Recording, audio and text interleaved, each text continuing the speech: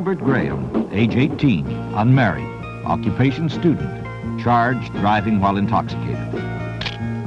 Graham was arrested after neighbors complained about him racing a motorcycle up and down the streets at 2 a.m.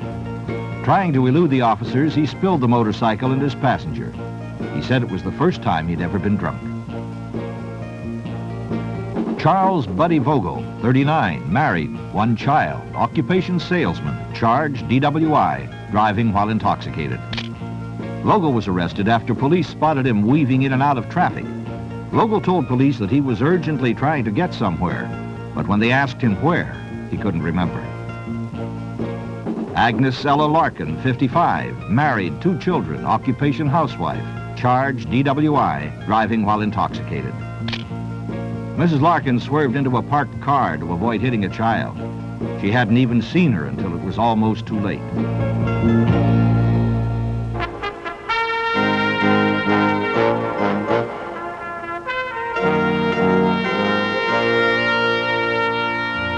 Each of them was found guilty of misdemeanor drunk driving, then offered a suspended sentence if they would attend a series of special classes. The purpose of these classes wasn't to teach driving skills. It was to help the students realize that they all had at least the beginnings of a serious drinking problem, then to help them discover why they did and what they could do about it. The first step in this was to have them write down all the things that led up to their arrests. I've been planning to have this party for a couple of weeks, ever since my mom and dad decided to spend that weekend with my aunt and uncle who live way upstate. Everybody was supposed to bring their own liquor, but since the party was at my place, everybody was giving me drinks. I'd had beer before, but never a mixture of hard stuff like I had that night.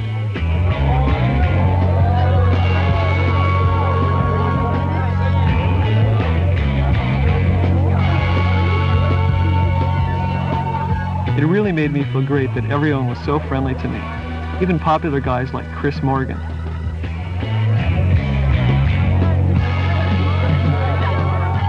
And girls like Gloria.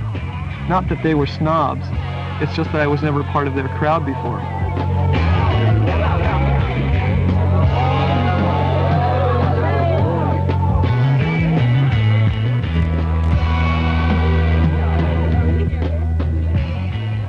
So when Chris let me use his motorcycle to take Gloria for a ride, I was really floating.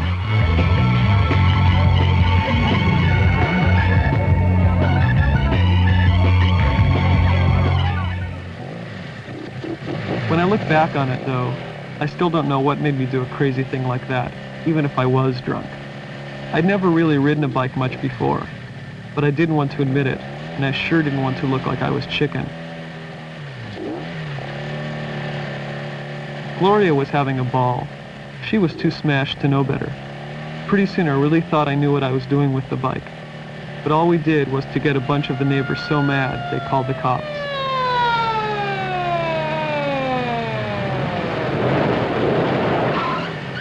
By this time I thought I was a good enough rider to shake them off.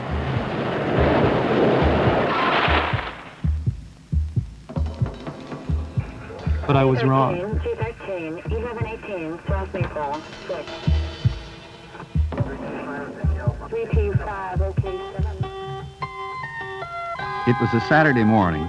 I'd brought a mountain of work home from the office that was going to take me all that day and most of Sunday to get through. Naturally, I needed the results yesterday.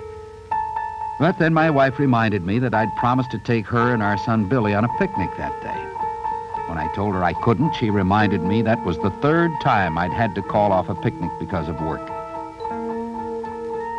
So then I started reminding her of a few things. Well, one reminder led to another, and I ended up going down to the office to finish my work.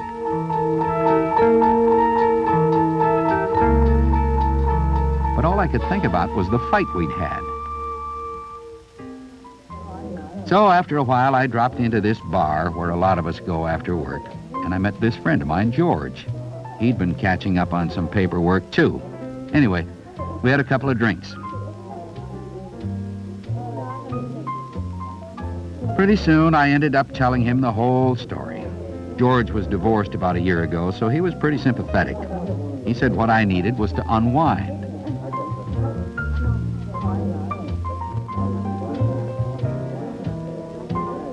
But after a few more drinks, I started thinking about how I'd disappointed my wife and son, feeling sorry for them, and even sorrier for myself.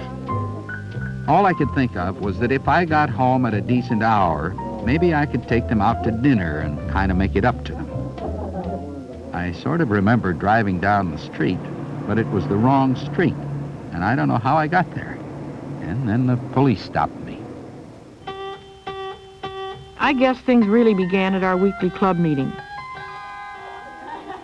We'd been getting together every Friday afternoon for years. Whosever turn it was always made a few little sandwiches, and of course we always had a couple of drinks. We had to break up early that Friday because 2 of the girls had to leave. I persuaded Ann Rogers to stay for a while, for just one more drink.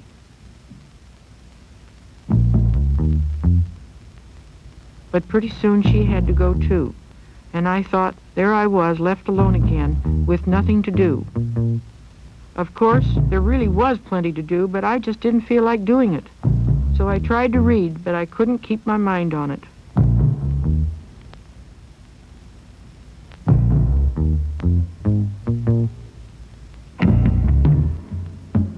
Then I saw what time it was.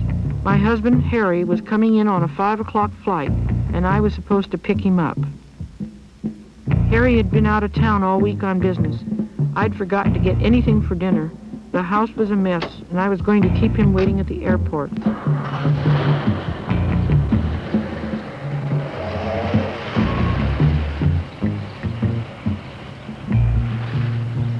All I could think of was that if I wasn't too late, maybe he wouldn't be too angry.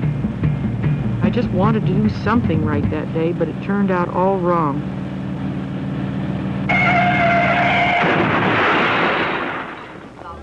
But not as wrong as it could have been. The little girl wasn't even scratched, thank God.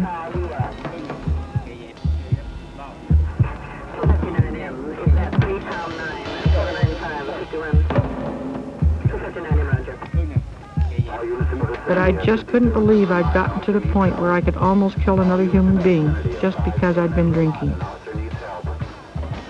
The northeast corner. Nobody gets to that point overnight. It's usually a pretty slow process. It creeps up on you little by little, and most people can't or won't understand what's happening to them. To help these people overcome this barrier, they were next asked to write about why they drank, not just the time they were caught, but any time. It's hard to know where to begin. I guess that's because I'm not used to talking to people and telling them things. I've always been kind of a loner, not because I wanted to be, you understand. I just had a hard time making friends. It seemed like I was always on the outside, watching, trying to look in. Of course, I never really put myself out. I mean, I never tried to do much of anything. And when I flunked chemistry, my father wanted me to take it over in summer school and pass it so I could get into college. But I was afraid I might flunk it again, so I didn't want to try.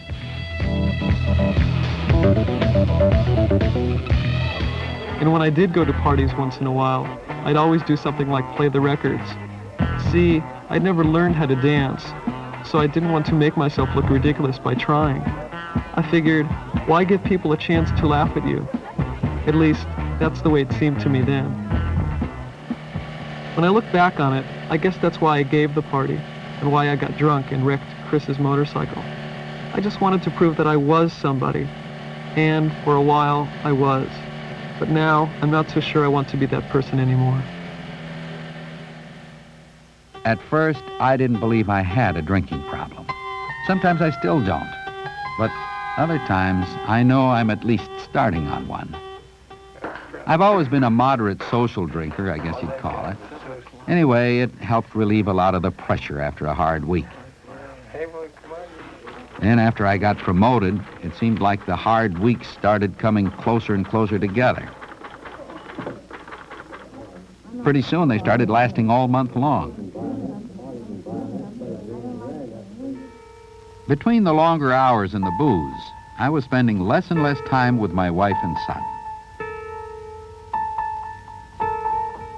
And when I did spend time with them, it wasn't exactly sweetness and light time. And there I was, trying to wash all my troubles away instead of facing them and making some decisions.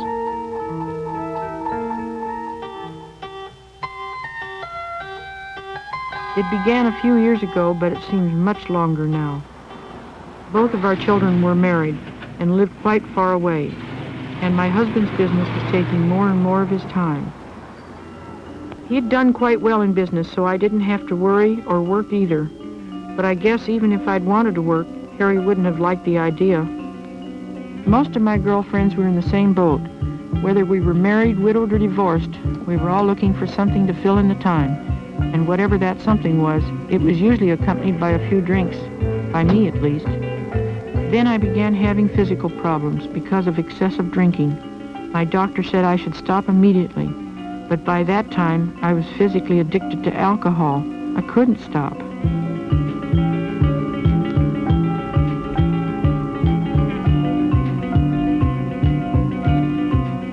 At first, I thought I was hiding my drinking from my husband.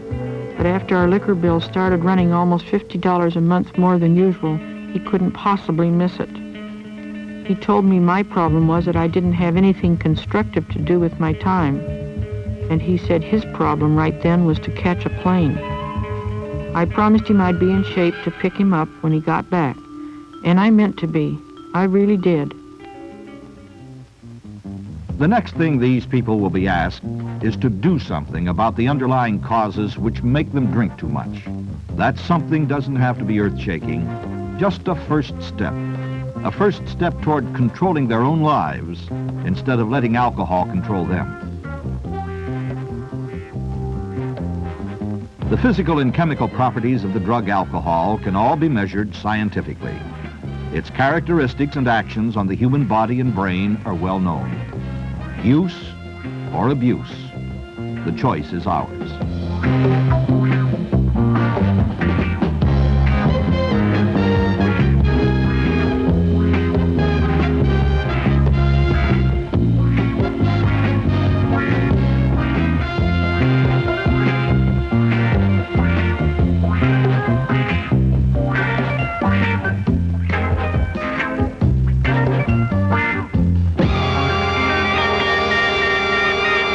Doesn't look like the kind of place to hold a scientific experiment, does it?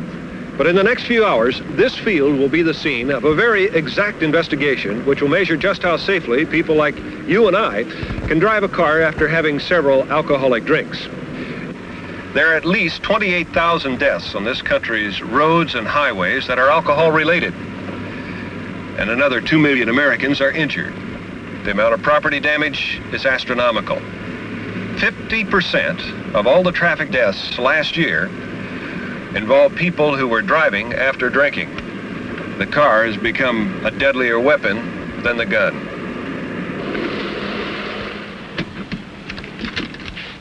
Occasionally, I drive after I've been drinking. And if you really want to know the truth, I think I drive better after I've had a few drinks. And there are a lot of other people who think they drive better after drinking. You don't feel any difference between driving sober and driving under the influence, is that what you're saying? Right. You feel like you still have all of the intuitiveness that you'd have when you were sober, I sure do. Do you consider that you could be a reasonably safe driver on the streets with 6 drinks? Yes. Reasonably safe, yes. I think I'll be less inhibited. I'll probably do better. Tell us about Laurie Claxton. I'm an electrician. Where do you live? I live in Santa Monica.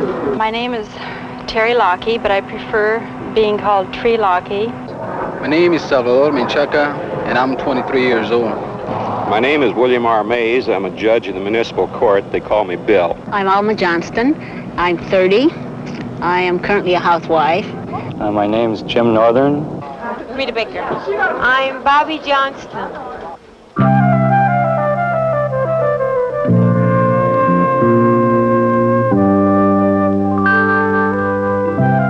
Based on the results of a test conducted by the Alcohol Safety Action Project, these people have been asked to take part in a unique scientific experiment because they have proven to be more resistant to the intoxicating effects of alcohol than the average driver. One of the main reasons that I'm here is because I want to see how .10 affects my driving. I just wanted to see what it would be like. Free booze, free food, why not? I want to get some experience, you know, because they caught me for drunk driving one time, so I said, might as well go over there and try to learn something, you know. And it sounded very interesting, and I thought it would be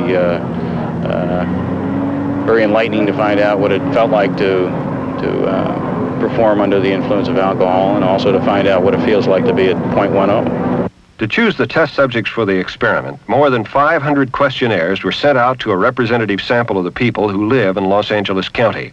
More than 100 of those who responded were invited to take part in a preliminary screening.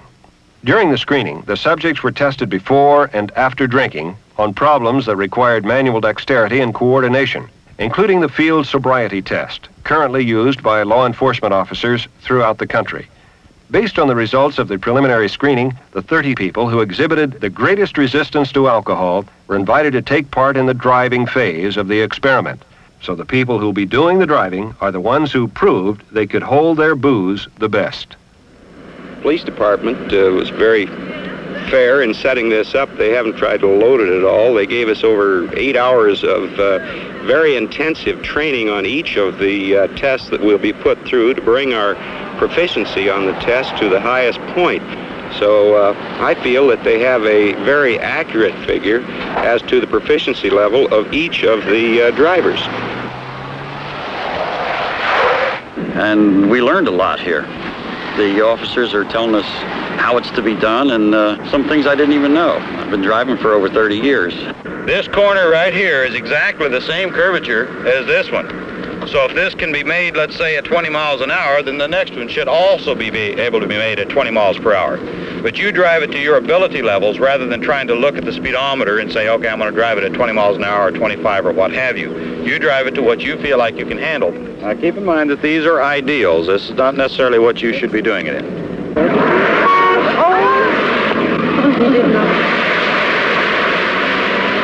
So if you're taking so much time to react as to knock over some of these approach cones, these will count as penalties.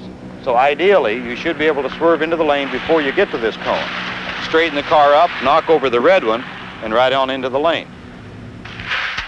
The Los Angeles Police Department's Driving Academy is an established training and testing facility. Although the test problems are not meant to be ordinary occurrences that the average driver encounters, they do contain all the basic components of normal driving. Each problem reproduces accident and emergency situations where quick reflexes, as well as judgment and sure control, could mean the difference between life and death. On the first day of the weekend, the subjects are given individualized instructions on the proper technique of driving the test problems.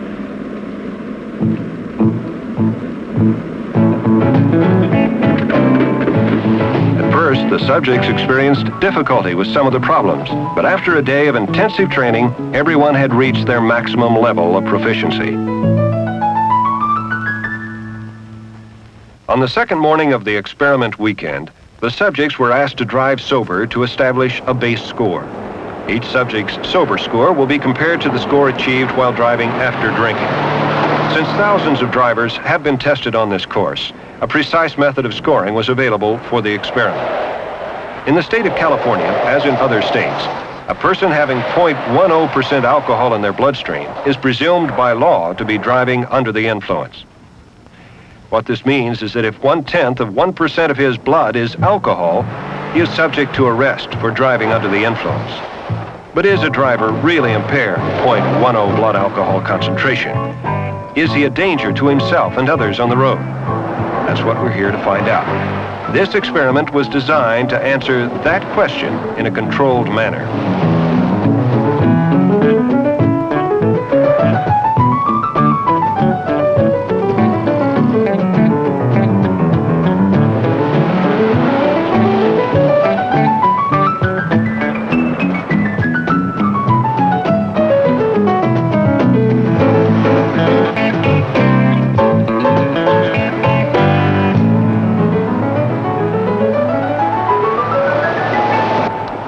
How many drinks do you have to consume to reach a 0.10 blood alcohol content? That depends on the drinker's body weight and sex. For this experiment, each subject is drinking from 6 to 8 ounces of 84 proof alcohol in 90 minutes. That's about the same as 6 to 8 drinks in a bar. During the drinking, accurate records are kept and each subject is supervised at all times by a monitor. You may be saying to yourself that you don't normally drink that much or that fast, but the fact is that when most people get started, they lose count of how many drinks they've had and how many ounces of alcohol were in each drink. The proof of this is that in California, the average person arrested for driving under the influence has a blood alcohol content of 0.20. That's double the blood alcohol content which the test subjects will be brought to for this experiment. It's kind of early to drink, but I think it's the best thing that could happen. How many drinks have you had? Do you drink? Are you a social drinker anyway? Oh, yeah. I always drink to have a good time. Feeling better every drink. I said I'm feeling better every drink. To me, having a kid, really gets us together. That's very true. Gets us together, and then we stick together. That's right away. You've been drinking, Scott. Yeah. You've had 5 or 6 now. I just had 5. All right, you've had 5. Can you give me the 6th? Now, when I got married, I thought, okay, the way the world was going, you can feel everything going downhill. I've had 6. 5 is supposed to be the recommended, but I just took another drink. Maybe I can consume more than the average person. Am I going to grab another drink? You may. I want to test you this time. Blow hard. Okay. Depending on the results of this, we'll probably give you another one, too. All during the drinking phase, the subjects were tested on the gas chromatograph. Tests have shown the gas chromatograph to be as accurate as blood samples for determining blood alcohol content.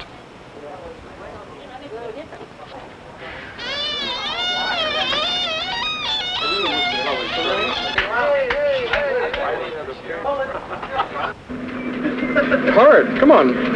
A big guy like you ought to be able to do better than that. I want to sing to you. Come on, Jim. Hurry up. Okay.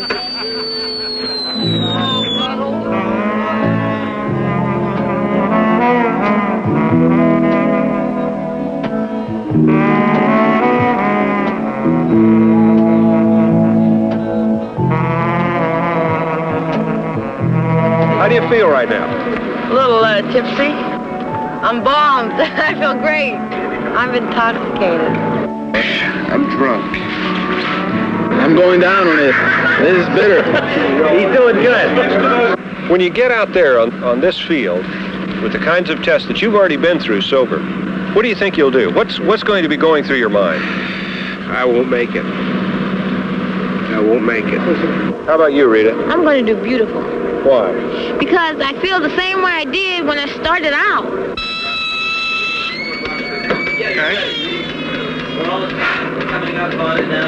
Okay, I think you're about ready.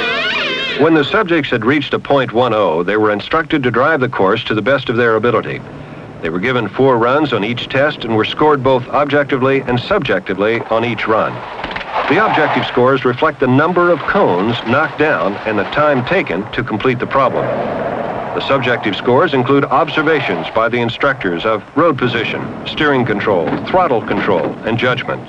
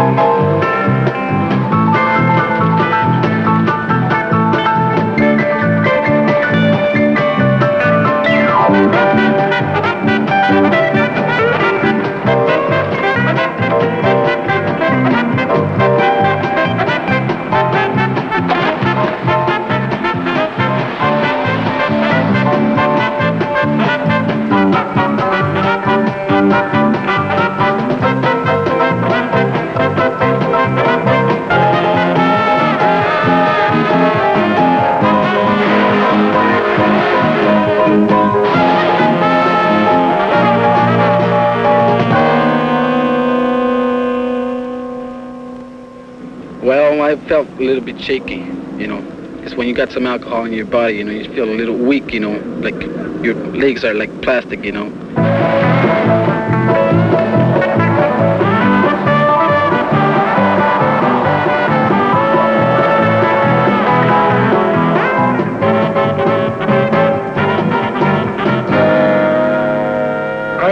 probably the original little old lady driver, and now I have a chance to really honk it on. Before it was for points. This time I'm supposedly drunk, right? Which I am. But I did want to honk it on. And I guess maybe I should have... Slow down. This is my first part of the test. The rest of them, I think, I'll cool it on.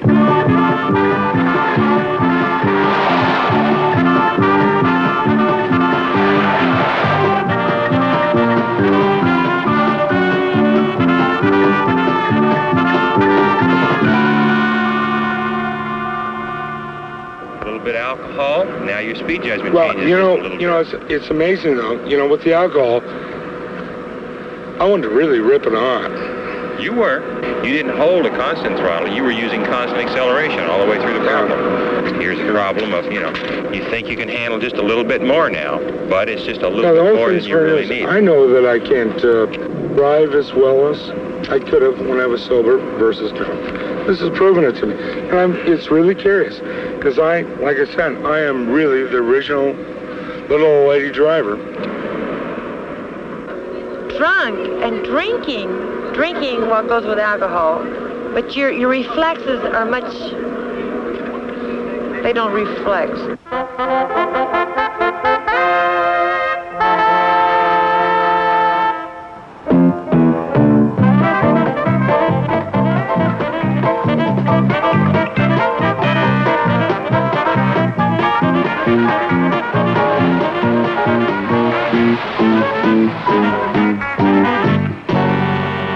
How do you feel, Barbara? Very intoxicated. Very intoxicated. Well, a little high. How would you evaluate your performance out there? Bad. Bad? No way. Can you let me go out there and drive while I be a safe driver? Because simply my fingers, I'm not conscious of them. Being honest with you, I mean, I could tell you about my machismo, I'm a man, I can hold my liquor. That's a lot of bull. I'm drunk. And I know I'm drunk. Today, I think there will be a considerable amount of impairment. It feels like I will really give it my all very freely.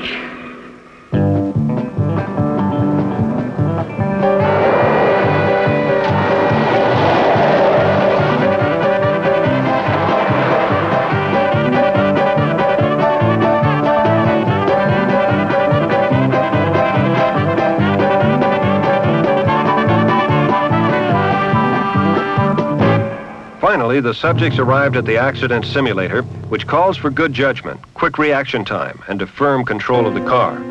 Although this problem is the most difficult, every subject was able to drive it sober. Of all the tests, this one most closely resembles an extreme emergency situation. For example, a child jumping out from behind a parked car, or a vehicle coming to a sudden stop in front of you on the highway. If the subjects are not able to get through it now, they probably would not be able to avoid an accident on the road while driving at .10 blood alcohol content. Well, each one has its own thing, but the accident simulator is by far the toughest one to negotiate.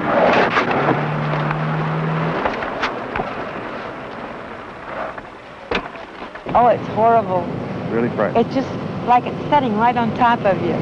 When you get up and those lights change, and you got to make a left or a right, and wow. Oh.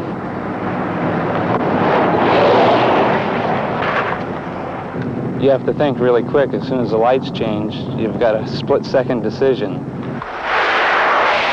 Well, the action simulators are very hard. That's the hardest of all.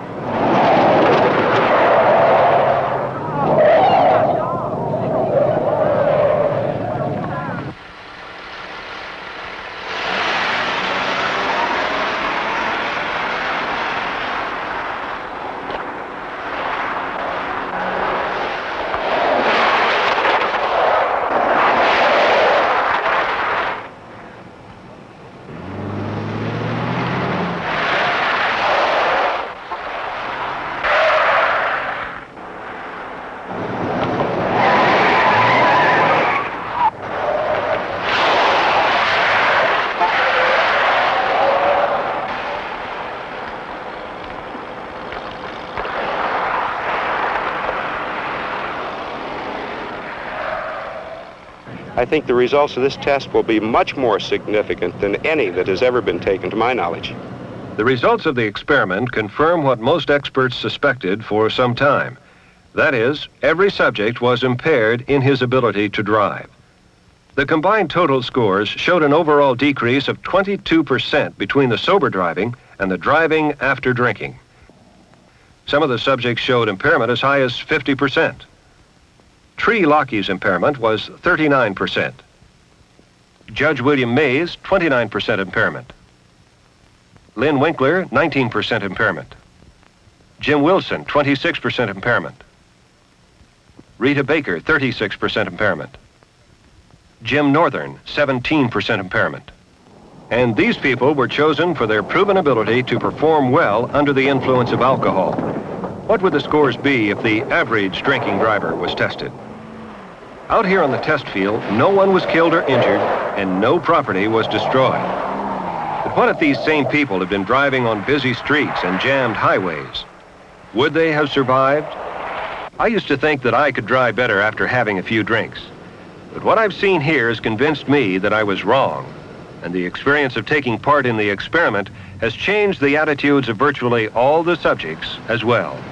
I'm different from most people. I've already went through the experience, and I think everybody should go through it. Could you drive on the street? No. Would you? No. No way. Like me, you know, if I drink, I don't drive anymore because I don't want to kill somebody and I don't want to kill myself, you know, so I just stay away from it, you know. If I drink at home. Well, I just had 5 drinks.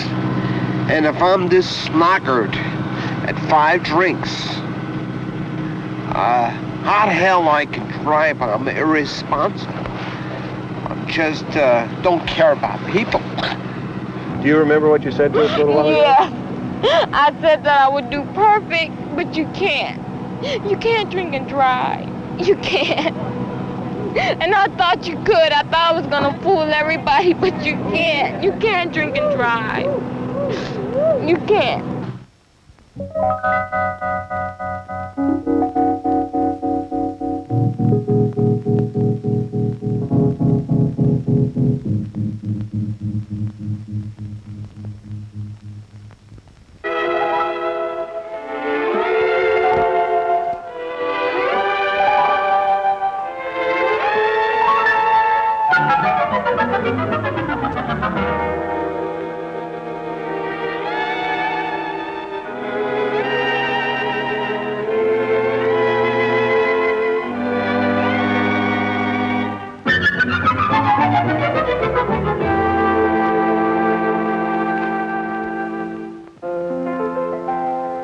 Here is any man. John, Johann, Juan, or Jacques. Atasante. Salud. Prosit. Your health.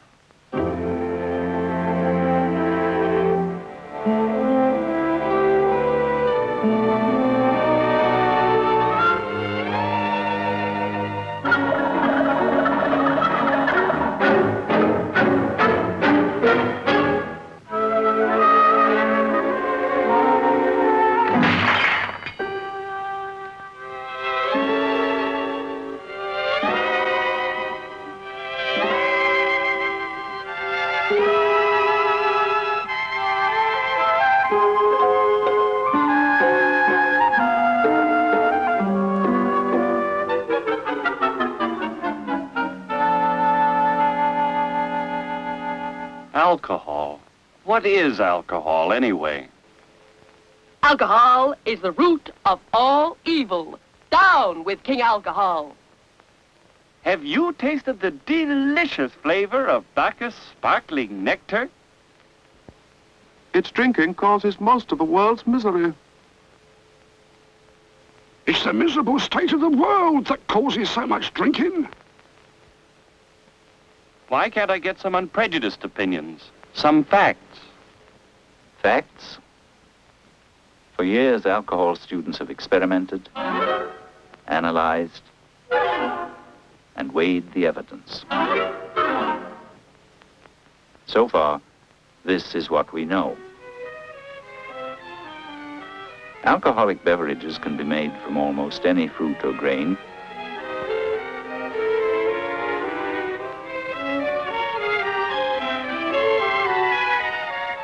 each containing different amounts of ethyl alcohol. Alcohol, of course, enters the stomach and intestines, and from there it's rapidly absorbed, unchanged, into the bloodstream.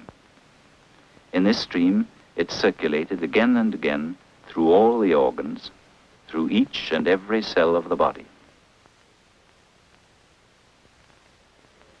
As it passes through the liver, alcohol is gradually changed into acetaldehyde and then into acetic acid, which in its turn is changed into water and carbon dioxide by other body tissues. In this way, most of the alcohol is gradually oxidized, but for a small part which is eliminated through the breath and the kidneys. But drunkenness, how is that caused? Well, you see, alcohol is an anesthetic, which is brought to the brain in the bloodstream. Imagine the brain as a complex control center which determines our actions and behavior. When alcohol enters the brain, it interferes with these functions.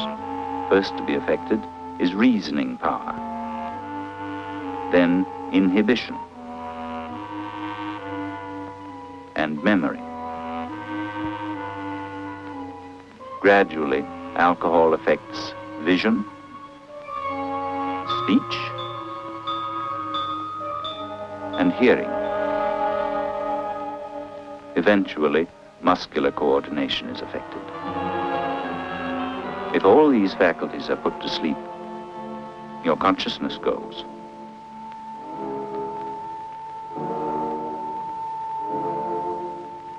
Leaving only the automatic processes, such as the control of breathing. If this is overcome, the heart stops. Then alcohol must be very dangerous. Very few people die from taking too much alcohol at one time. But there are other dangers.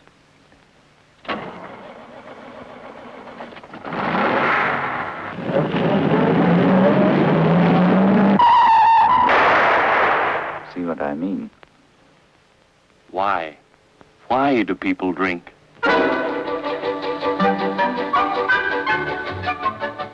Most people drink because it's the accepted custom. Some drink to escape the tensions of everyday life.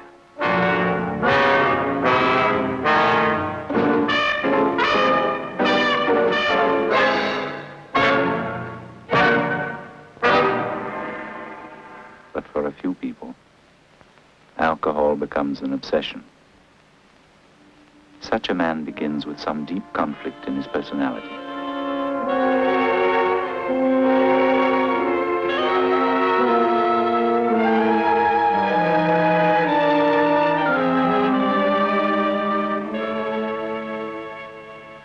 His friends drink for relaxation, but when he drinks, it's to escape his conflicts. So he begins to look for drinking occasions as often as possible.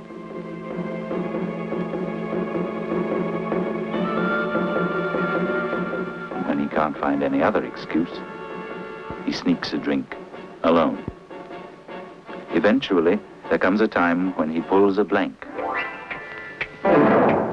forgetting everything he's said or done.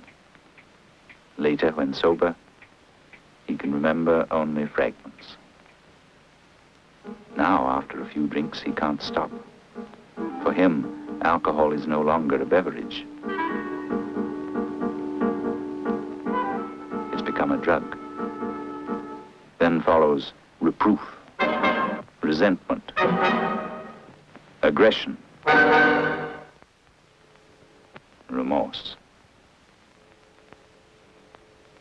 He loses his job, tries to start again in another town.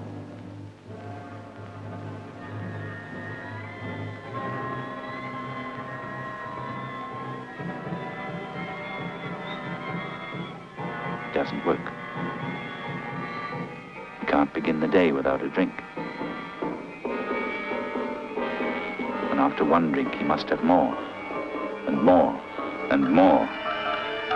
More, until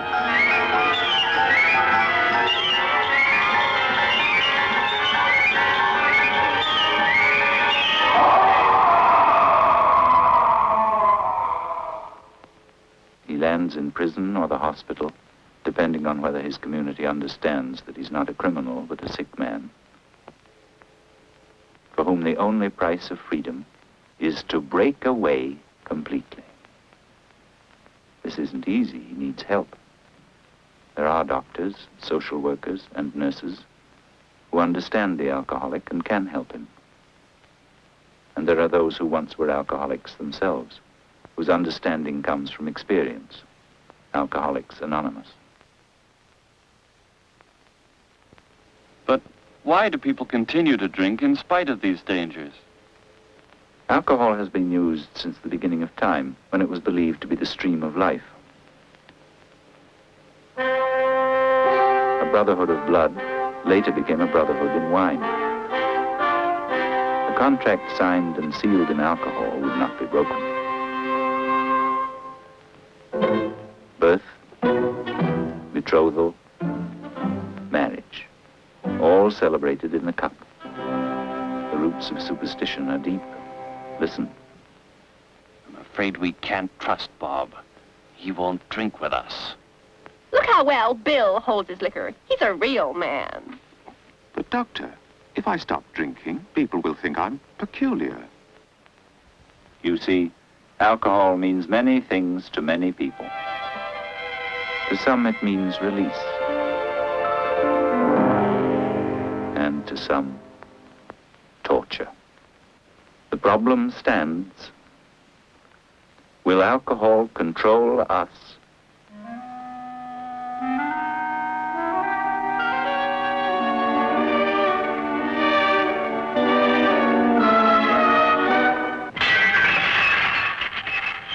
Or can we control alcohol?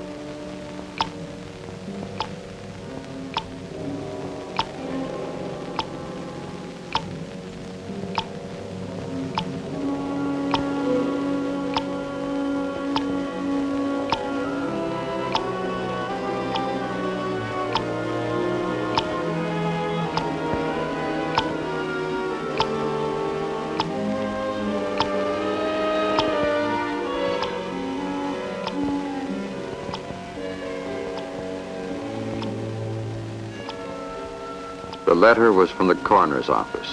Standard procedure, matter of fact, and as always, slightly inhuman. Dear Dr. Corville, the brains in the appropriately labeled containers are those of Miss X, aged 22, and Mr. Y, aged 44. Both were killed in an automobile collision on May 22nd. His car was struck by an oncoming car driven by Miss X. Both victims were dead on arrival at the hospital. Mr. Y had been driving erratically prior to the collision. The question arose whether the diffuse hemorrhage found at autopsy occurred prior to the collision. In the case of Miss Y, very little change was found in the brain, and the question here is whether any factor other than the injury itself contributed to her death. Since there is legal action pending, we will appreciate your earliest examination of these specimens. The police reports are enclosed for your perusal.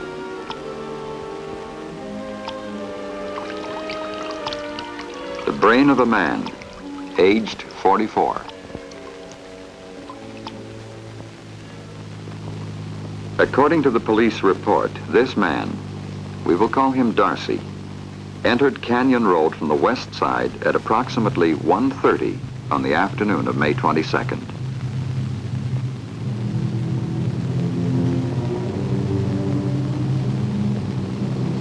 Darcy had a history of alcoholism.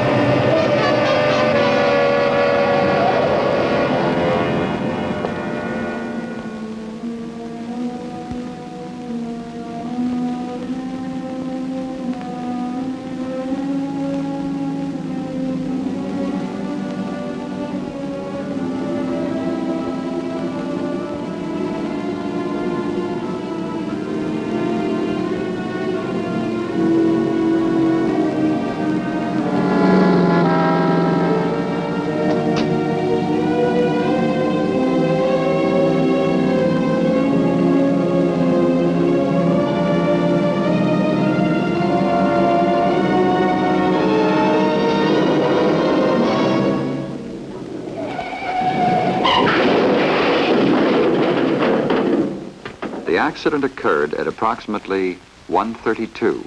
According to the police report, Darcy was not dead when the ambulance arrived. The brain of a man, aged 44.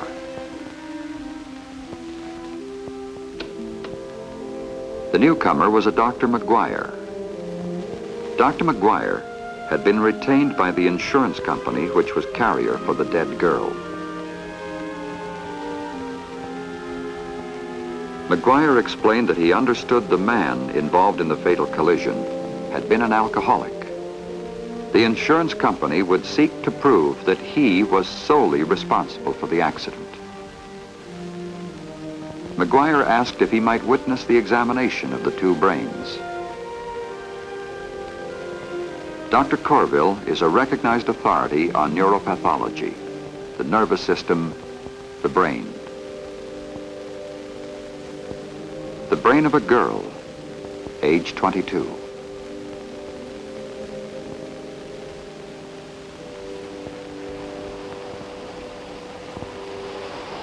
According to the police report, the girl, we will call her Julie, left the restaurant at approximately 1:25 on May 22nd. She had driven across Canyon Road to meet her fiancé for lunch. During this hour, she had 2 cocktails. Her fiancé had to leave early, so Julie finished lunch alone. The drive across Canyon Road to the aircraft plant where she worked as a secretary normally took her 15 minutes.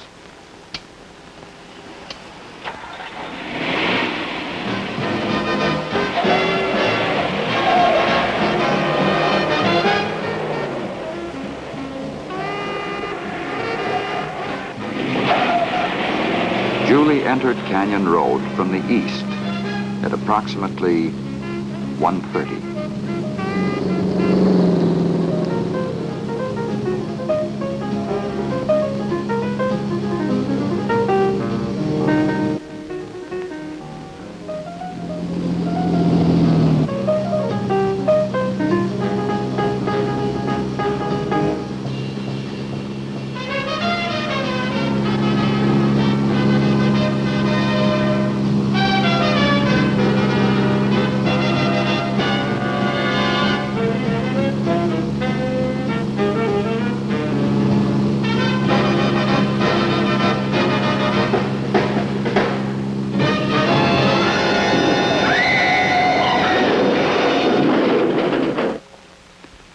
The police report states that Julie was dead when the ambulance arrived.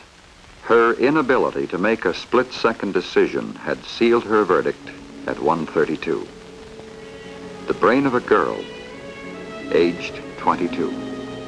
Dr. McGuire suggested that the 2 drinks Julie had would not have affected her.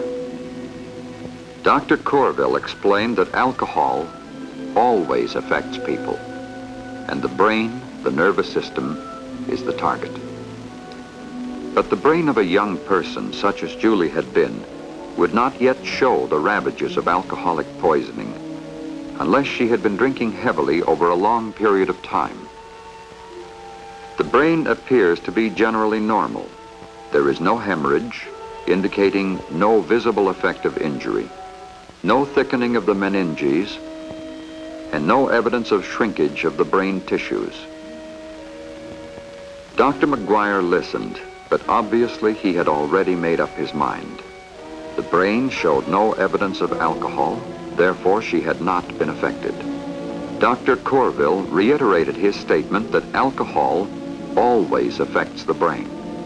Only the degree of effect varies. Obviously, this young girl was not a heavy drinker. To see the devastating effects of alcoholic poisoning on the nervous system, no better example could be had than the brain of the dead man, Darcy. This brain, discolored by a massive hemorrhage, is testimony to the long-range effects of drinking. Dr. Corville noted that bleeding is more profuse in an alcoholic. The younger man regarded this as a further point in his client's favor. Darcy had been a drunk. an irresponsible menace on the highway.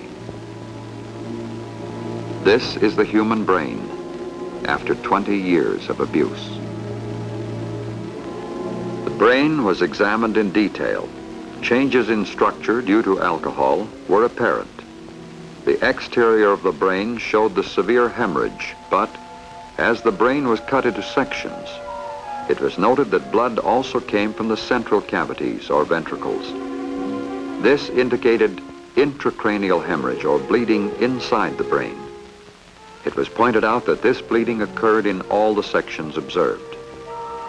Dr. Corville noted that the frontal lobes of the brain contain the control centers for our intelligence, our memory, judgment, decisions, and inhibitions.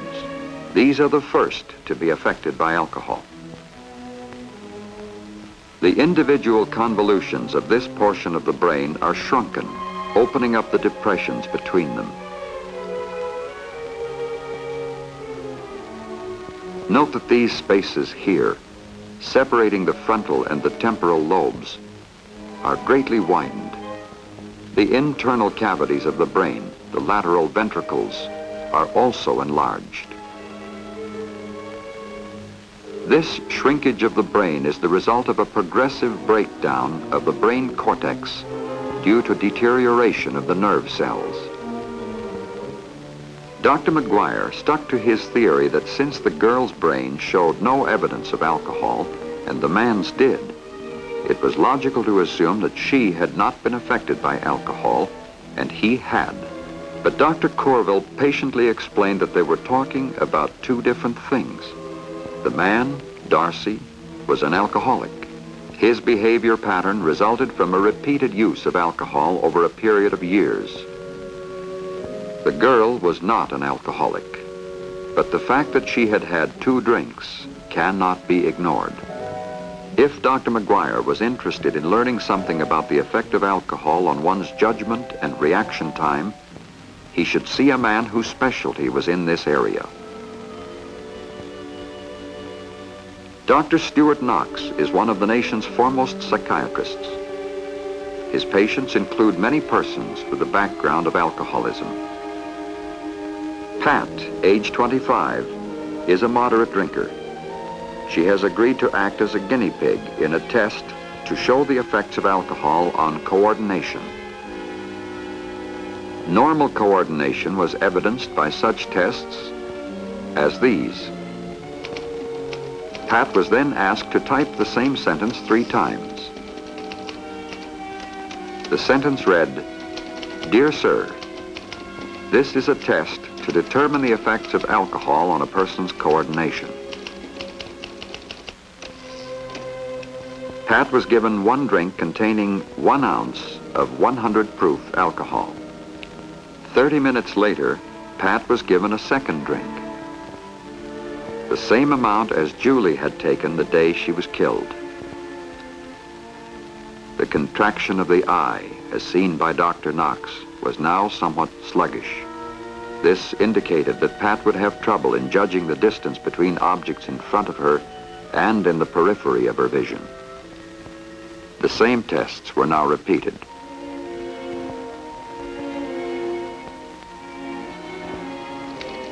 She was again asked to type the same sentence 3 times.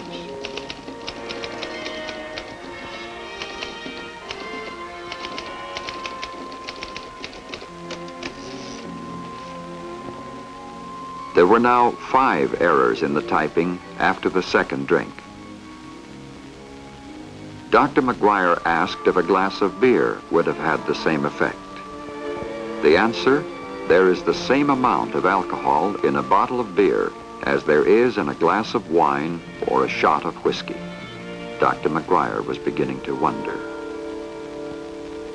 The following day, Dr. McGuire attended a lecture given by Dr. Corville at the School of Medicine, Loma Linda University. Because of his preeminence in the field of neurology, Dr. Corville's concern with the growing impact of alcoholism on society has helped to focus attention on the problem. Dr. Corville was discussing the characteristics of brain changes leading to atrophy or shrinkage.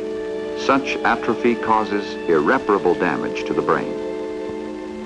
This slide shows the cerebellum of a chronic alcoholic. These large cells show degeneration. Some are missing entirely. These are the cells which govern our sense of balance. Their deterioration leads to unsteadiness. Here, the nerve cells of the cerebral cortex show the degrees of degeneration, from minor changes to severe.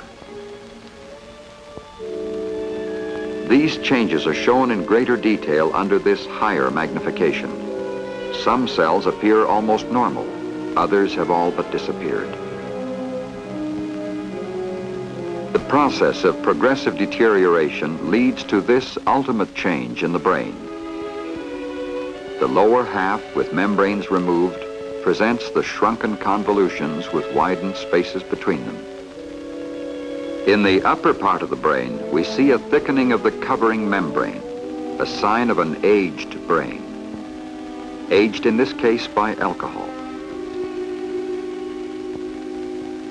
After the lecture, Dr. Courville asked Dr. McGuire if he would like to see some 16mm film taken at a sports car gymkhana.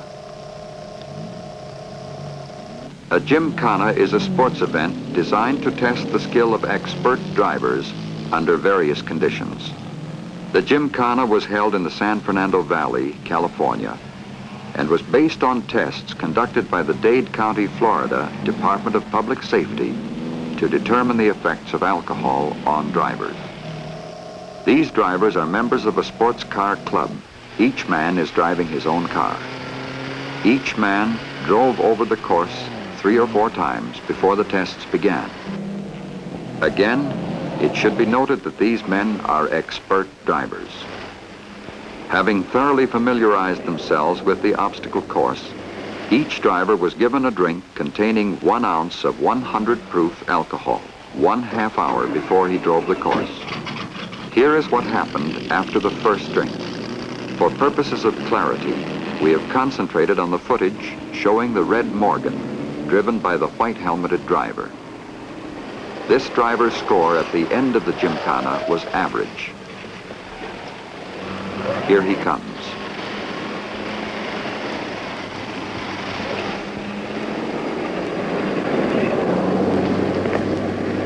He knocked down only 1 pylon, but this slight error could be dangerous if it had occurred on a freeway or turnpike. At the conclusion of the first round, the drivers were given their second drink. After an interval of 1/2 hour, they continued the test.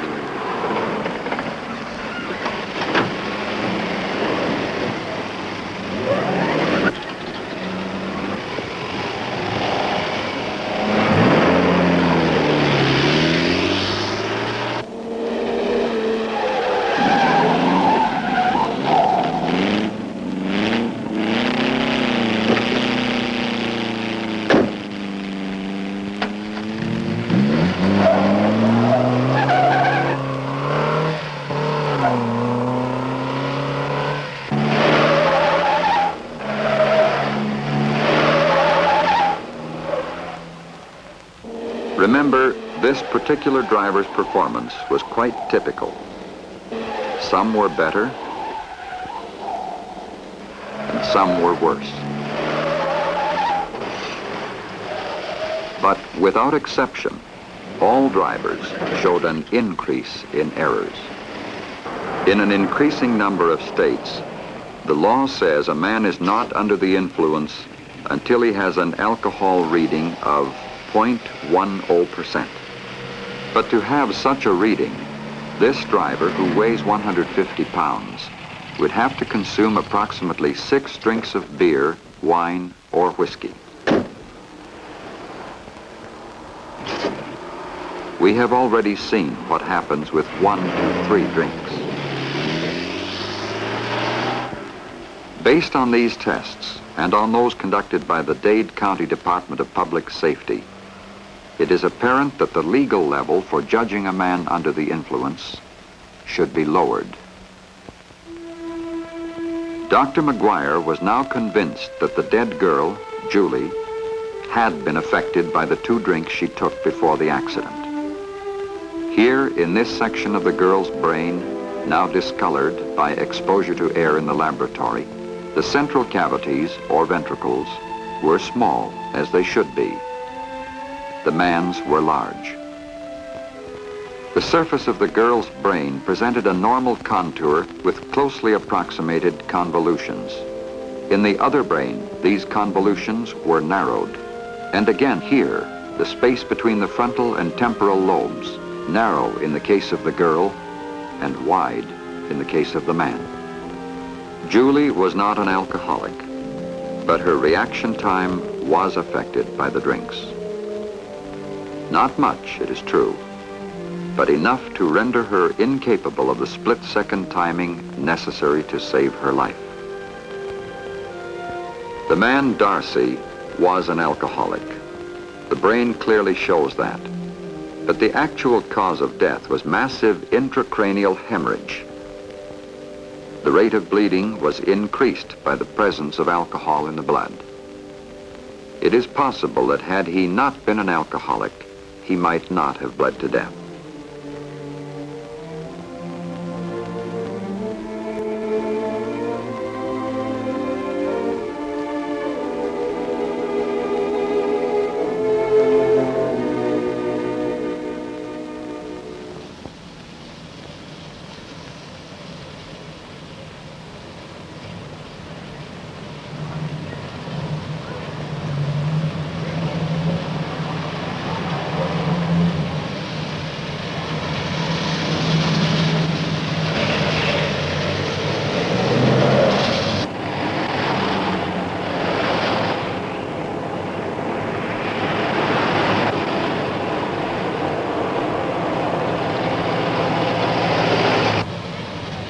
An age of split-second decision, judgment, and coordination.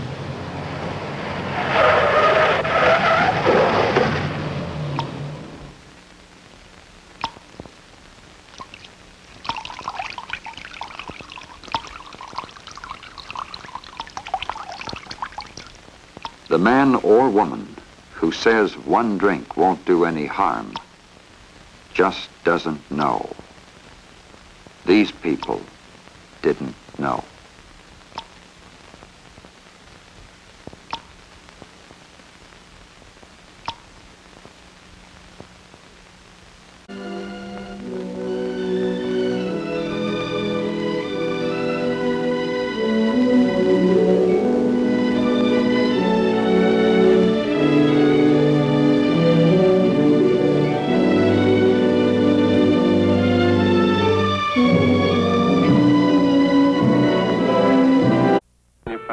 Concern. And although we didn't consciously try to keep up with the Joneses, we lived very well, had more than the usual debts, and not much in savings. I had a good insurance program to help look after the family. We were covered for fire, theft, illness, death. I thought I was covered for anything that could happen.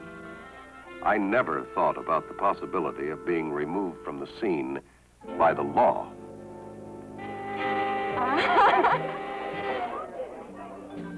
Like the rest of our close friends, we entertained on a relatively modest scale. And like our friends, we tried to serve good food and good drinks. I don't think there were more than one or two of us who weren't fairly casual about liquor. Although sometimes we reached the point of no pain, we were seldom too much affected to drive, or so we thought. I know I was always concerned about driving while under the influence. And I was never a very serious drinker. I used to quit long before it was time to go home. So when I got behind the wheel, I would be more or less sober. I suppose, like the average person, I couldn't see much difference in my coordination or my reaction time. Even after a few drinks, I always felt I had the situation under control. Since I was convicted and sentenced, I've learned more about the subject. It's a perfectly simple process. Alcohol passes from your stomach into your bloodstream. Where it goes on and other things, the rate of absorption. But while some experienced drinkers have learned to control their actions and may not appear really intoxicated, the speed with which alcohol begins to have its effect on the brain and nerve centers varies only slightly from one person to another, in spite of appearances, as I found out from my own case. There is a legal definition of intoxication. The amount of alcohol in your blood can be measured through tests. Between 0.05 and 0.10%, a person is affected to some extent, but not legally intoxicated. But when the alcohol reaches 0.15%, to quote the authorities, every individual with this concentration would have lost to a significant extent some of that clearness of intellect and control of himself that he would normally possess. In other words, he or she is legally under the influence. I never realized it when we used to see some of our guests off in their cars, but according to the experts in such matters, the last functions to be developed in us as human beings, judgment, conscience, and moral values, are the first to be affected. When this happens, inhibitions are released, while muscular reaction has been slowed. We tend to feel equal to any situation. It's during this period of no restraint and unwarranted confidence, coupled with dulled perception and impaired physical ability, that any drinking driver attains his peak of hazard and is ready to become a traffic statistic. That's what happened to me. A friend of ours was celebrating a big promotion. We were still on cocktails and hadn't eaten yet. I didn't expect to leave the party until late, and I wasn't the least concerned about the problem of driving. Mary, telephone. Then we got a call from the babysitter. She had taken sick, and we had to rush home. We hated to leave, but the idea of driving didn't bother me. At that point, I felt I was the best driver in the world. Everything went smoothly, as it had many times before. And then just a few blocks from home, a light went against me when I was almost into the intersection. I tried to make it anyway.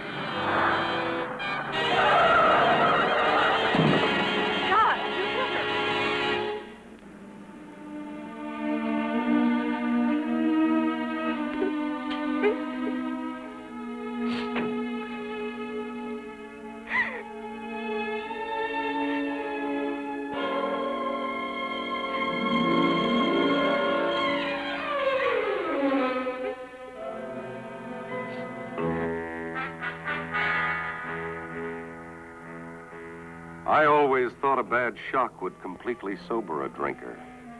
It doesn't. I was under the influence.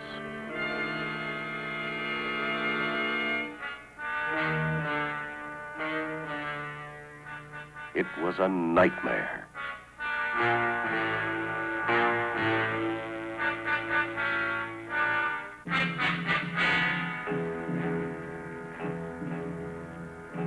I didn't feel intoxicated, but I was booked as a felony drunk driver. My first night was spent in the drunk tank at the main jail. If I had preserved anything of human dignity to this point, it deserted me now. I don't remember the next sequence of events too clearly, but I remember my wife. She had her own nightmare to live through, and I know it was worse than mine. Somehow she made me realize we would live through all this, back to real life again. And my attorney, who had the problem of preparing my defense, gave me to understand that I was fortunate. For even though the girl I had struck would be hospitalized for months, I received what he considered a moderate penalty.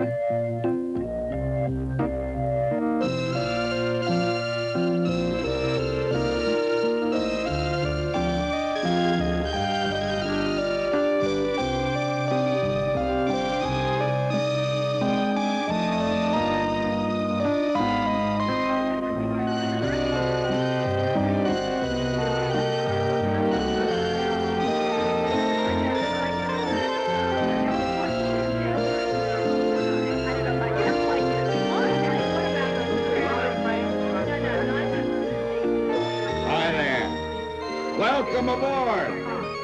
It's good you could join us. We're having a party, and everybody's here.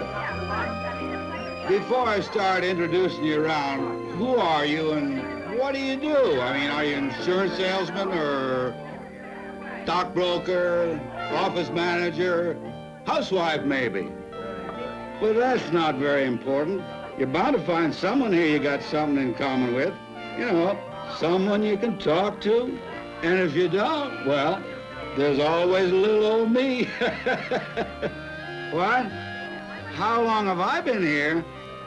Gee, I forgot. I've been having such a good time. For so long, I haven't even looked at the calendar. You know, one thing you'll notice after you've been here a little while, everything is sort of slow and easy. You kind of solve all your problems, all the pain and care of the outside world just sort of slither away like magic. Now, I'll tell you something. I'm going to let you in on a little secret on how we do this. Now, it isn't easy. It takes time, sometimes years and years. But we have worked together to construct a world of our own.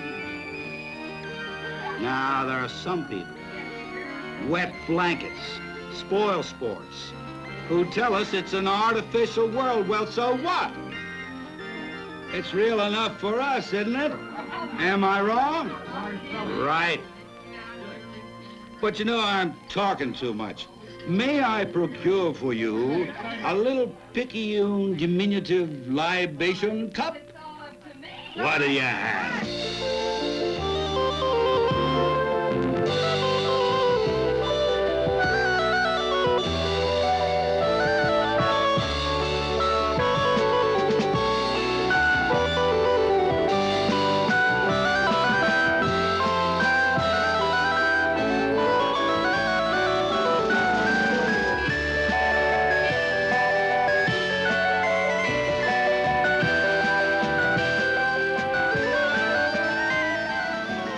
Ours is a drinking society. Nearly 70% of American adults drink regularly, and for the most part without problems. However, within our drinking population are 9 million people who have crossed over the line. 9 million for whom drinking is no longer a pleasure. 9 million who have spent too long at the fair. Who have bought themselves a ticket for a ride on an endless nightmare.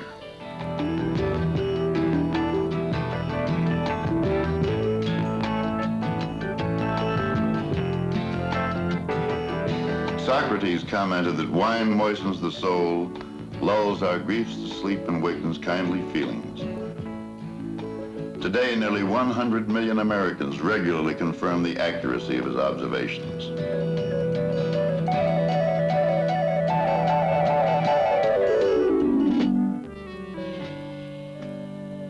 It makes me feel confident, and this makes me feel good. It makes me feel freer. Less inhibited. We have very, very few people that come in and get intoxicated. Families go out to restaurants for dinner, and the parents will have a drink while the children will have a Coke. You know, as a businessman, I have many situations during the day that make me extremely tense, and it's difficult for me to wind down when I leave the office. Or this cocktail hour gives them a chance to get out and to release some of this frustration and to change their atmosphere and to possibly relax a little in the course of their day's work. You know, there's nothing wrong in drinking in moderation. Having a beer is part of having a good time. There are no commonly agreed to rules governing our drinking behaviors. Americans drink for different reasons. To some, alcohol enhances a social situation. For others, it is a setting for discussing business. It may serve as a safety valve for workaday pressures, and it may serve as a sort of invisible armor for social combat.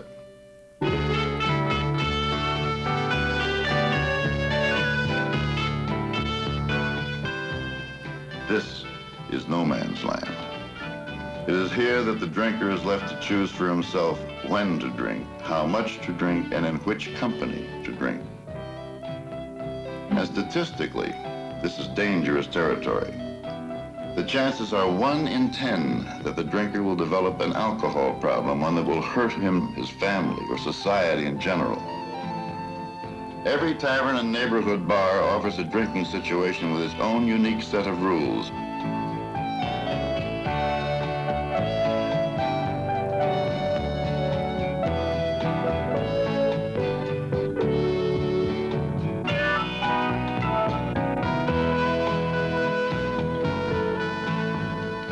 Even in the home, where more and more drinking is being done, there is a distinct absence of any form of universal agreement. Because there is no national norm, there are virtually no commonly accepted social controls, nor are there commonly accepted standards of drinking behaviors against which we can measure ourselves.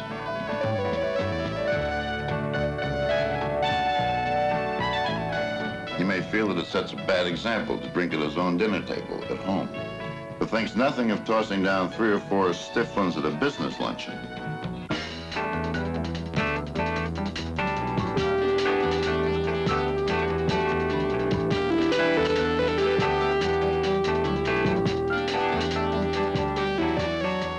While it would never enter his mind to let it all hang out at a neighbor's barbecue, he uses the annual Mardi Gras as a legitimate excuse to get blasted.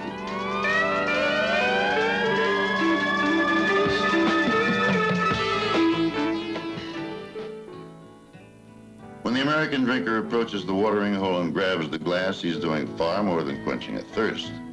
He may be palliating a host of interwoven, deeply ingrained problems. This in itself may not necessarily direct his path to eventual alcoholism. But without some form of nationally accepted guideline, it becomes easier and easier to slip into a harmful drinking pattern, a pattern actually encouraged by certain drinking groups. 9 million of us have already done so.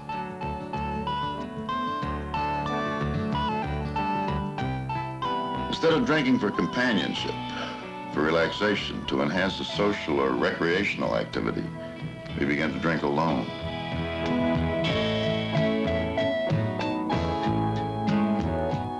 But rather than identify ourselves, we cloak our illness in a variety of masks.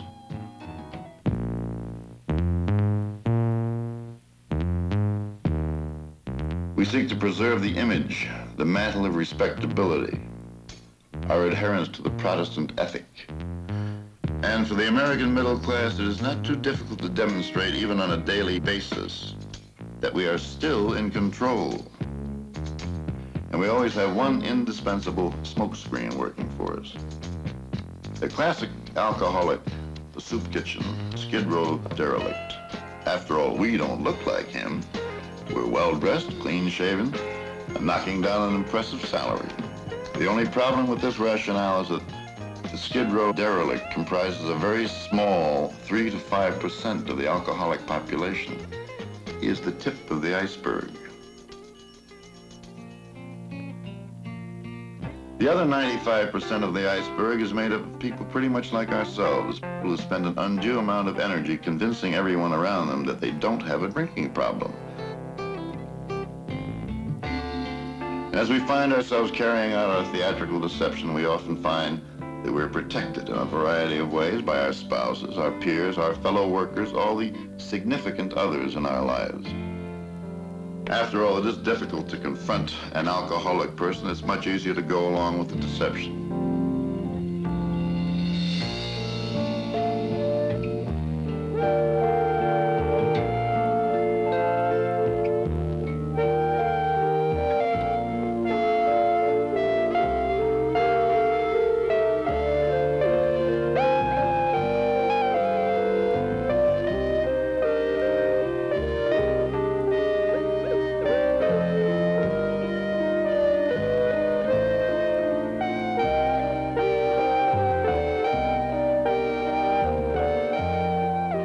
We find ourselves slowly, almost imperceptibly, moving from one drinking group to another.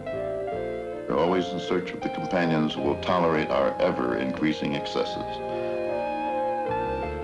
And then finally, the search ends. The ride is over. The carousel goes on without us.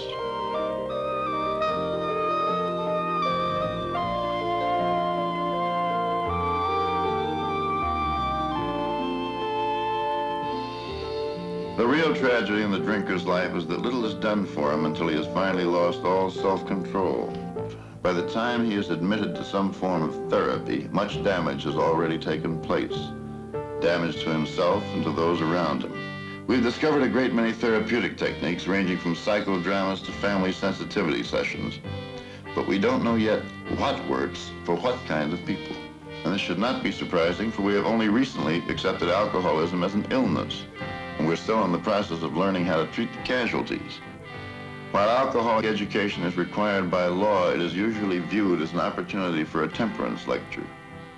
Children are perceptive, even at kindergarten age. Why not give them the knowledge of the drug and what its beneficial as well as harmful effects can be? And education should not stop in the classroom. Adult education, particularly among the traditional helping agencies, can help focus a clearer understanding of the problem. And finally, how about you? As a host, do you help your guests towards safer and saner drinking habits?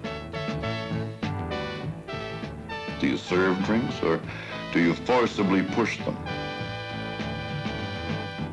Do you respect the right of those who prefer to drink something else, something non-alcoholic? And do you assume full responsibility for anyone who had too much of your booze? Of most importance, it's not how much or how little we decide to drink or where or when. It's really how clearly we define what is acceptable to us as a 20th century society. By the same coin, what is not acceptable. Drinking in itself is an individual choice. However, the level of responsibility we expect to see exercised is not. It is society's choice. Alcohol is a drug. As we approach any drug, we must likewise view alcohol with a certain understanding and appreciation, a realistic appraisal of the chemical substance. From this understanding comes the basis to make sound decisions as to its use. It is the challenge of this age, with its unique stresses and psychological pitfalls, to thoroughly understand the potential of alcohol, for good as well as bad. Through research and education, each of us, without emotionalism, can choose to abstain or indulge, and in either event, to pursue our choice within a framework beneficial to ourselves and to our community.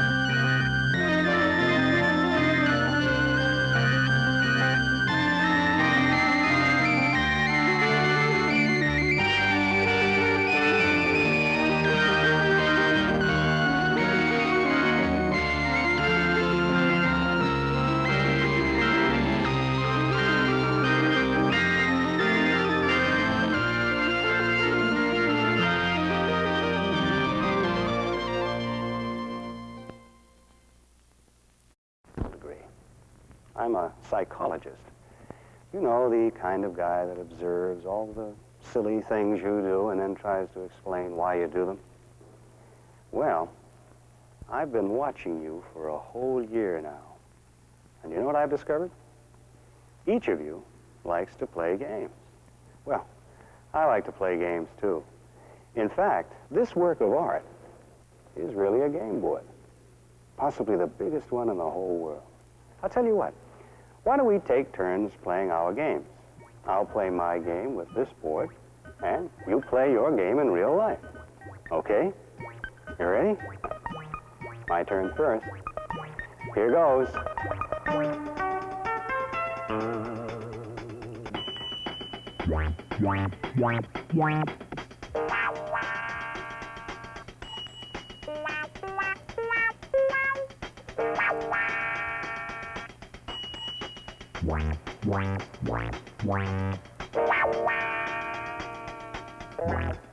I'll be back later for my next turn. Now it's up to you. Which one of you would like to go first? You? Okay. Let's see your game.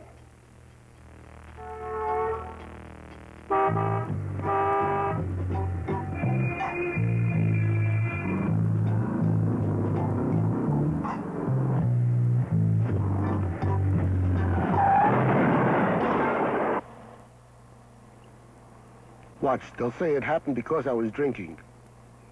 Well, sure I was drinking, but I was also eating. That fake double martini was starting to get to me. It's a good thing the waiter brought the food when he did. Nothing like a good wine with dinner. By itself, wine can be deadly, but with a big meal, it's harmless as water. They'll probably want to give me a blood alcohol test. I don't care. But I'd sure hate to take the test if I hadn't eaten all I did. A meal like I just had really soaks up the alcohol. Like a sponge.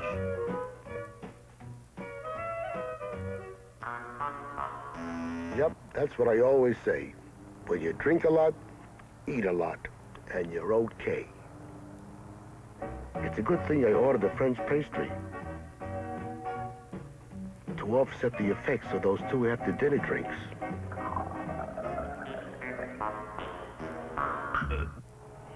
Oh boy, I kind of overdid it tonight with that eating and drinking. But everybody knows you can drink as much as you want, as long as you eat enough. Sure, Mac. Sure. 355, you're 10-2. 10-15, code 54. 355, you're 10-2. 0220.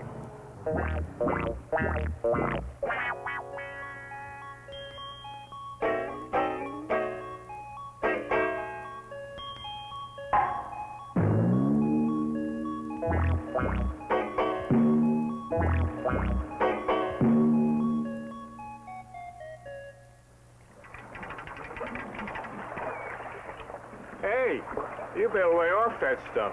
We've been hitting that bottle pretty hard all day. Oh, you know where that alcohol went? It came right out there through the pores. That's right. When you're in the hot sun, you don't have to worry about drinking. The sweating takes care of it. You know, out in that boat today, I must have sweated a whole bucket of booze. Yep, drink a lot, sweat a lot. That's what I always say. Just like a sieve. Pour it in, sweat it out. Hey, what do you think of this, Mac? Pour it in, pour it out. Get it? Out through the pores. Great, George. Great. You know what my motto is? Stay sober by sweating. How does that grab you? Boy, I must be sweating straight alcohol. That's all we've had to drink today. Yep. If I hadn't been sweating the way I was, I would be smashed. Whenever you drink, if you sweat, it's okay. Alcohol doesn't affect me. I sweat it out as soon as I pour it in. Sure, Mac, sure.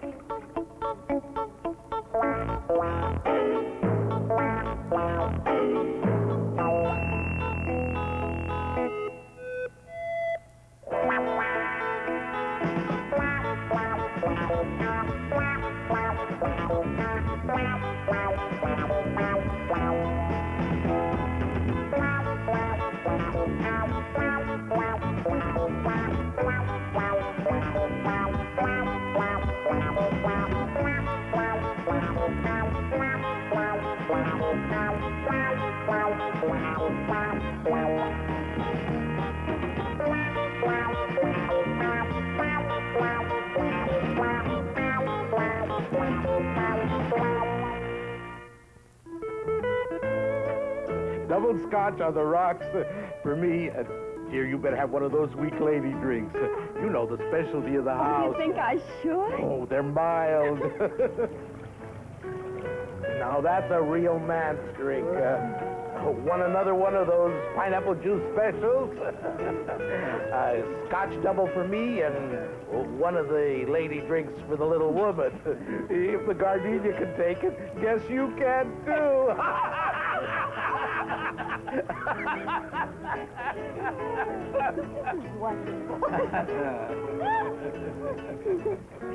Another one of those, waitress, and another of those special libations.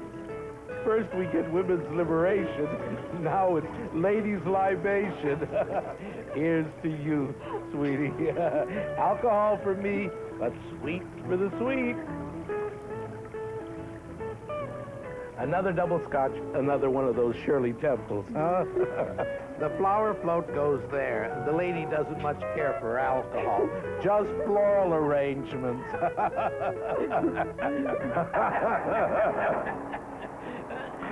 Hey, honey, you'd better drive. The scotch is beginning to get to me. I need some air. Oh, if you want to let the top up, the button's down there. It's a good thing you had old lady drinks all evening. Sure, Mac,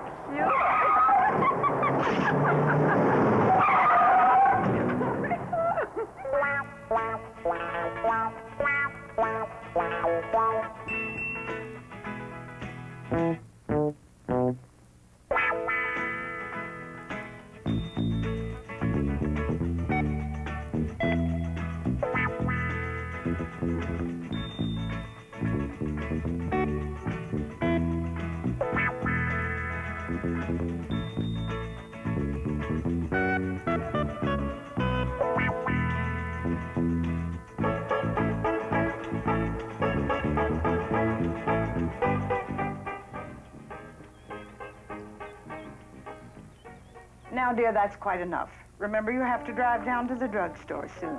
Don't worry, Mary. I've learned how to hold my liquor. Prescription's on the table. Doctor wants you to start taking that medicine today, you know. A drink a day keeps the doctor away. If you're going to be a serious drinker, you've got to stay in training.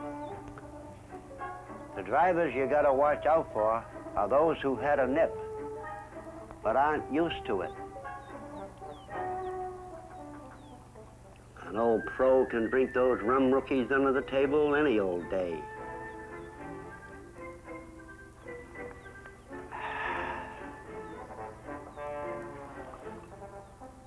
If I weren't a regular drinker, this stuff would have hit me long ago. I wouldn't think of getting out in that traffic without a good stiff belt or two. Settles my nerves. Makes me drive better. Yes, sir, it takes daily conditioning. If you're going to drink, and not have it affect you.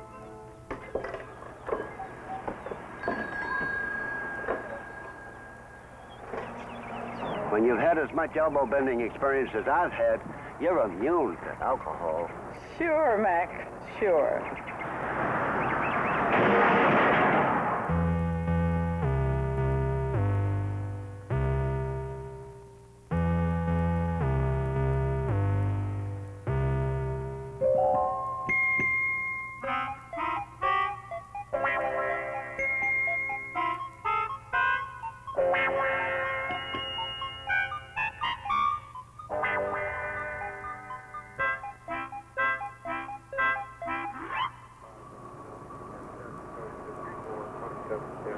Sorry, sir. I'm gonna have to take you in on suspicion of driving while intoxicated.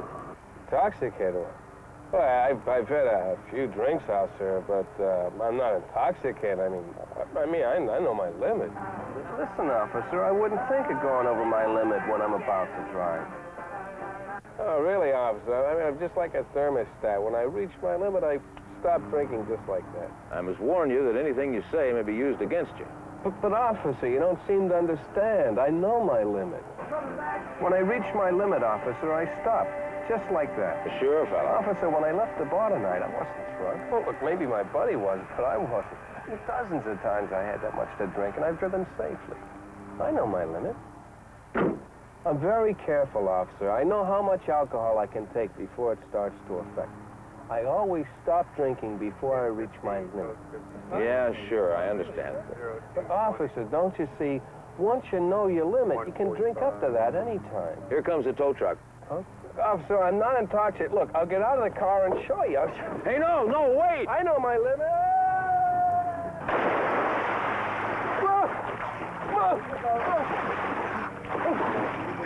Sure, Mac, sure.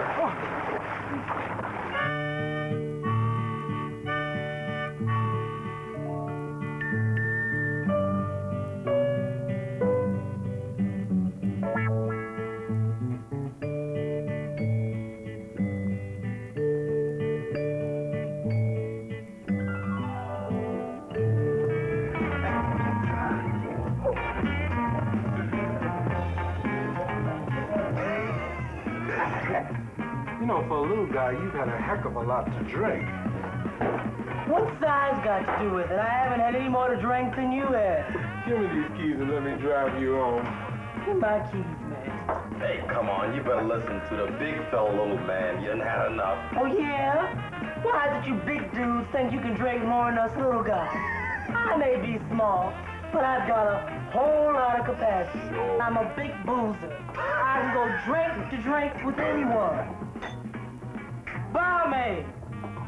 This is one place where little guys equal to anybody else. Let me have another drink. Better take it easy there, brother. Don't you think you've had enough? Look, I didn't come here for Mother and Vera. Just service. I didn't have any more to drink than he did. I may be small, but I got a whole lot of capacity. Haven't you heard? The bigger they come, the harder they fall. And I can stay drink for drink with anyone. Anyone.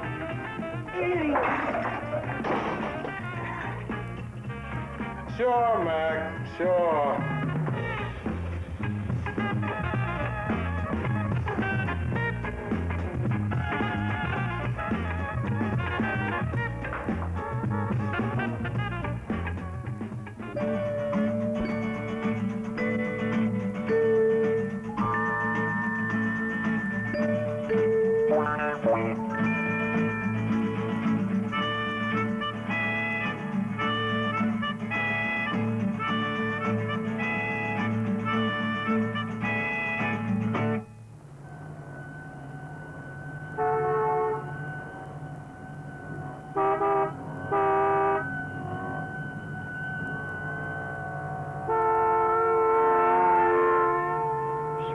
Reckless drivers on the road tonight.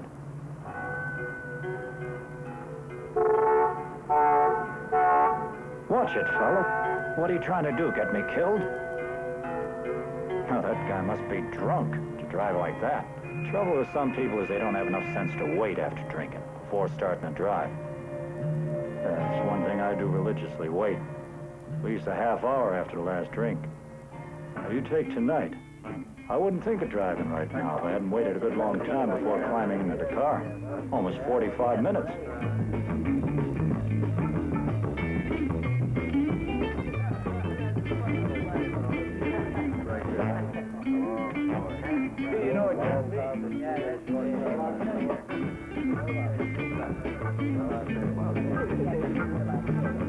Yeah, that's one rule I wouldn't think of breaking.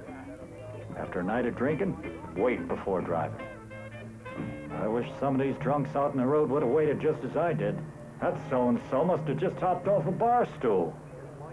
Never get up from the bar and go right home. That's my policy.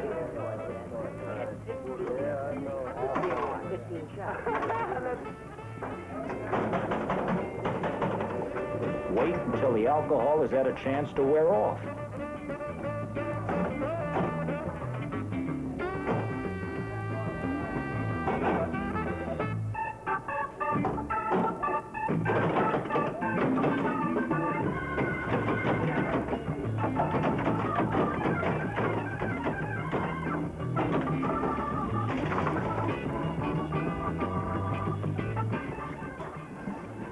really had it tonight, but I waited. Even longer than usual, a full 45 minutes. Oh no, that guy's not gonna budge. He's coming straight at me. Everybody knows you can drink as much as you like. Just so long as you wait before driving. Sure, Mac. Sure. 311.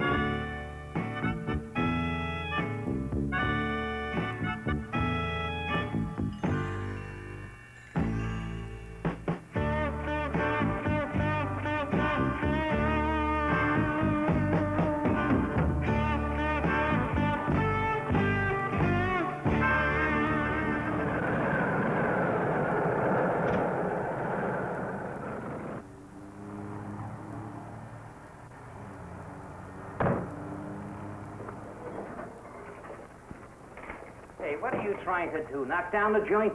Oh, no. Oh, do me a favor, will you, pal? Just give me the biggest, blackest cup of coffee you got, huh? Sure. For you,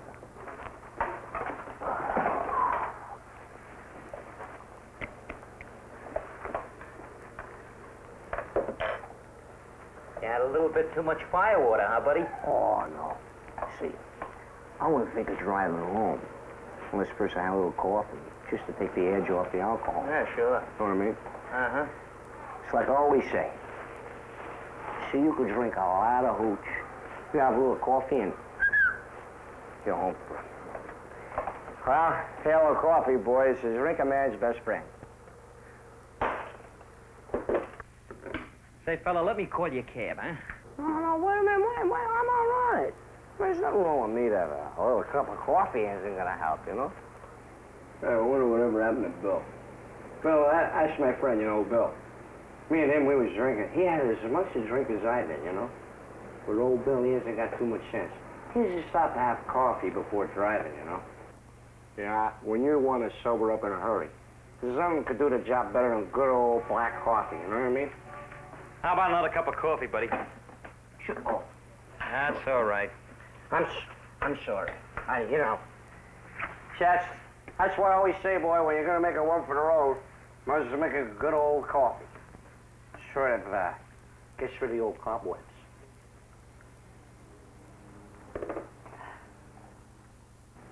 Well, I better lay off this stuff, boy. I'm going to wake up in the morning with an old coffee jack. You know what I mean?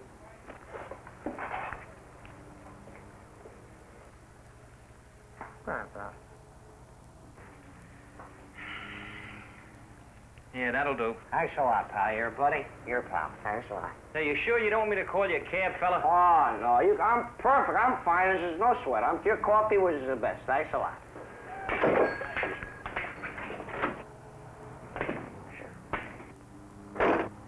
Everybody knows you can drink as much as you want, just so you have coffee before driving.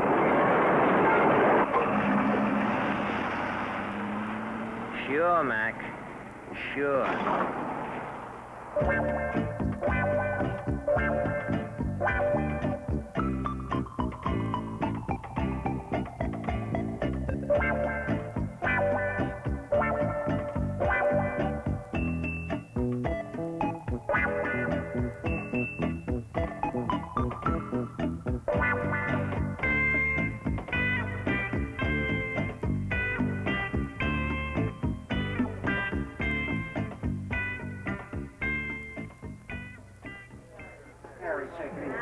So long, Sylvia.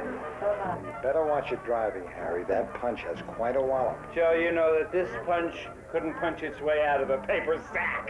Here, come on. I'll see it.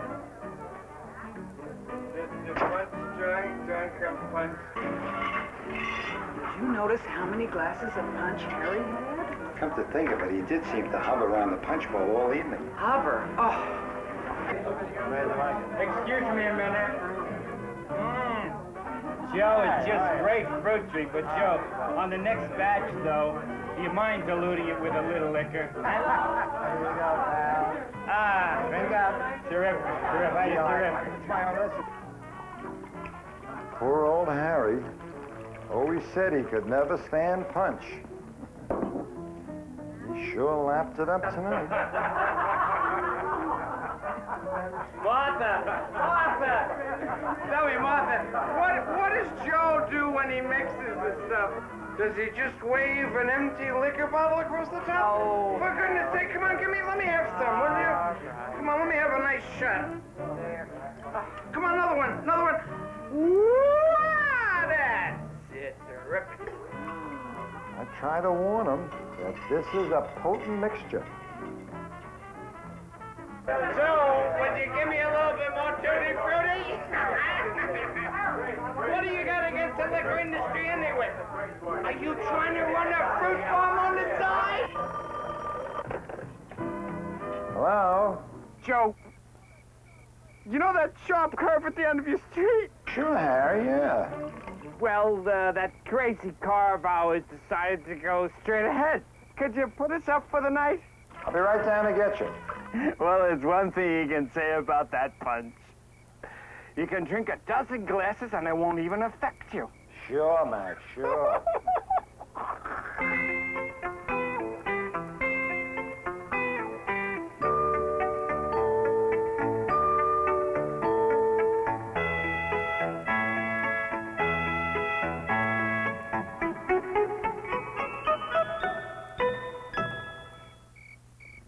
Well, I warned you something like this would happen. But oh no, you said it was just beer, and only 3.2 beer at that. Oh yeah, that was a real funny remark you made when he served you that last pitcher of beer. Imagine getting high on this and I get stronger stuff out of my kitchen faucet. And that war hero crack, when they'd say they'd only serve you 3.2 beer. Oh, here I am old enough to defend my country, and they won't even give me real beer. Well, you chug-a-lugged all evening. And then you had the nerve to justify it by saying, well, I wouldn't have to drink so much if they'd only put a little alcohol in it. I can hear you now telling the others at the table. What did I say? Imagine getting high on 3.2 beer. You'd have to drink a keg of it. That's what I said. Well, I wish they were here now to see you, the ones that you told. Well, I could drown on 3.2 beer, but I certainly wouldn't get drunk on it.